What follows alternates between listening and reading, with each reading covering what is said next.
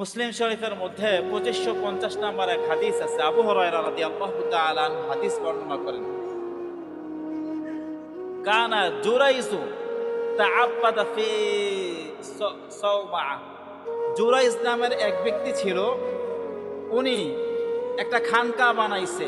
ওই খানকার মধ্যে সদা সর্বদা ইবাদত করতে থাকতো। ব্যক্তির নাম কি?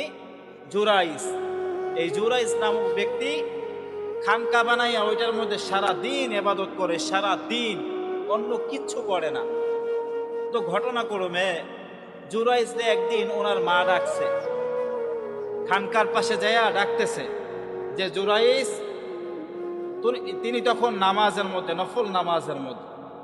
তখন জুরাইজ মনে মনে চিন্তা করতেছে যে মায়ের ডাকে সাড়া দিব না নামাজ পড়ব। তো সালাম ফিরাইয়াও মায়ের কাছে যায় না, আবার নামাজে দাঁড়াইছে। এরপরে আবার মা ডাকছে, একবার দুইবার তিনবার ডাকছে। ডাকার পরে আল্লাহ তাআলা কাছে ওনার মা বলতেছিল যে আল্লাহ, আমার পুত্র জুরাইজ দে তুমি নারী সংক্রান্ত একটা পরীক্ষায় ফালাইও, নারী সংক্রান্ত একটা পরীক্ষায় ফালাইও।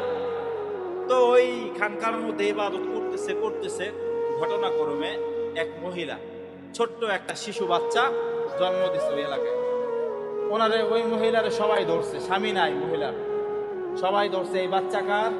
ওই মহিলা বলতেছে জুরাইজের।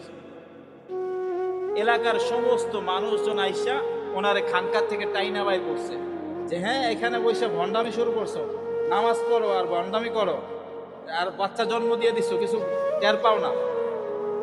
খানকা থেকে টাইনা বাইর করে নিয়ে মাইটের দিছে।